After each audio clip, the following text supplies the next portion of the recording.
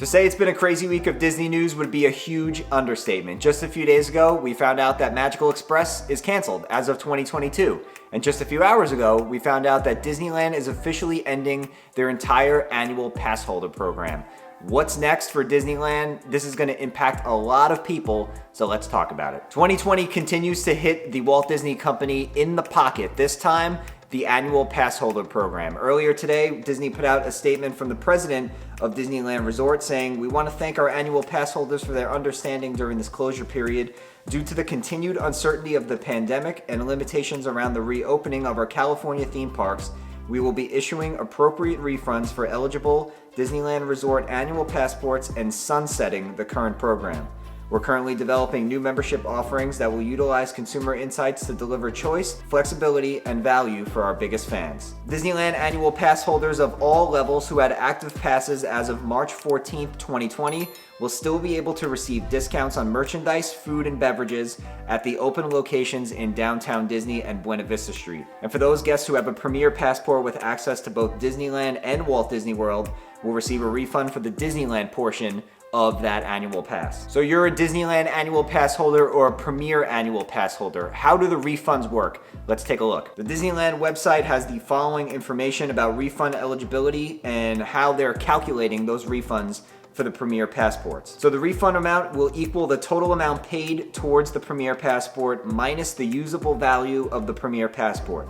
How do you determine the usable value of that passport? Disney defines that as the total sales price divided by the total number of access days at activation, multiplied by the number of access days available prior to the shutdown. So if you have a Premier passport and your total amount paid towards that passport exceeds what Disney considers the usable value, the excess amount will be refunded back to you. And if you have a Premier passport, it will be active until March 31st, 2021, so just about 2 months from now. So if you want to visit Walt Disney World, you will still be able to do so for about the next 2 months. For those of you who are Disneyland annual pass holders, you have a little bit of time left to use a special 30% off discount. It's kind of Disney's parting gift as they cancel your annual pass between now and February 25th, 2021. You can get a 30% off discount on merchandise at Disney owned and operated locations in downtown Disney and Buena Vista Street. Again, that runs through February 25th, 2021. So let's talk about the actual cancellation of the annual pass. Is this something that makes sense? Was this something that Disney wanted to do?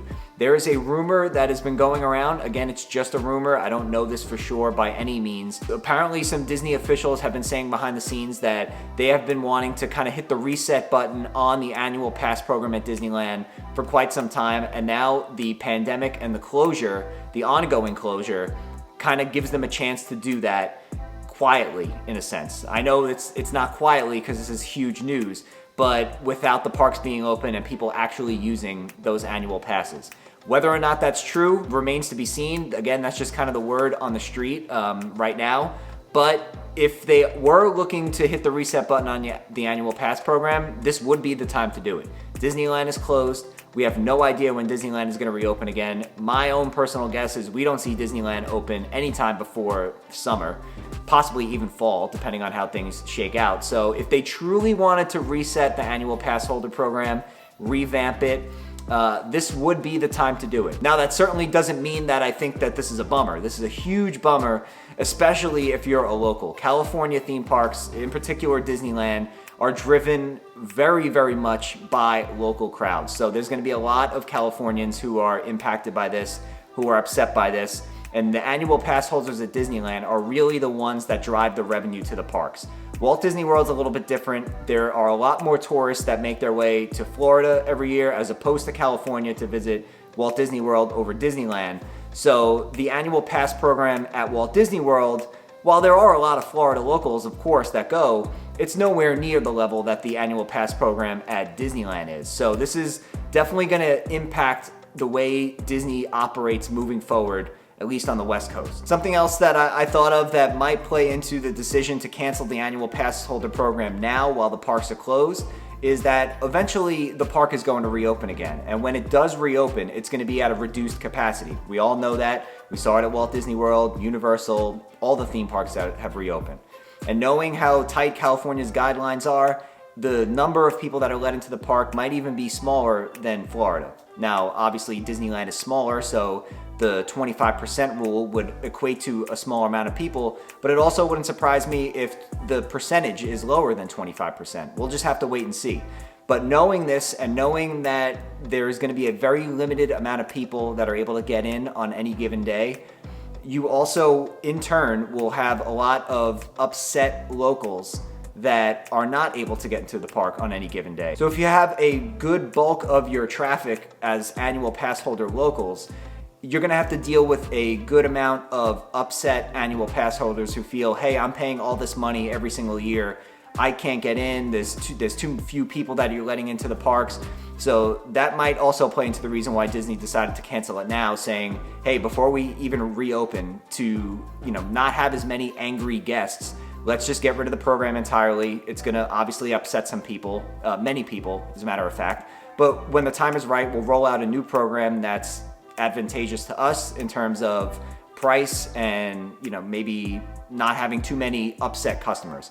Just kind of my own 2 cents, but I feel like that might also play into the decision that they decided to cancel it now as opposed to while the parks are open. So there you have it. That is 2 videos in a row now that I'm bringing you guys sad news. I wish I had better news to bring, but unfortunately that's just the way of the world right now and the way of the theme park industry. So fingers crossed we get some maybe 50th anniversary news soon or something, and I could bring you guys some positive information. But all the Disneyland APs, I feel your pain. I'm going to miss the annual pass holder program, the Premier Passport program, but let's all keep our fingers crossed and hope that whatever Disney decides to roll out next is either just as good or better of an option.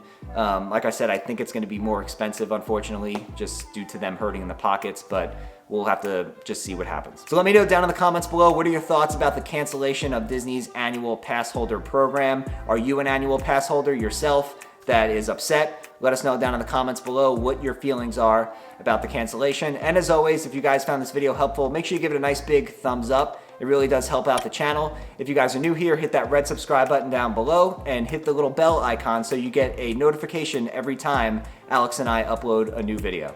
And with that, we'll see you guys real soon.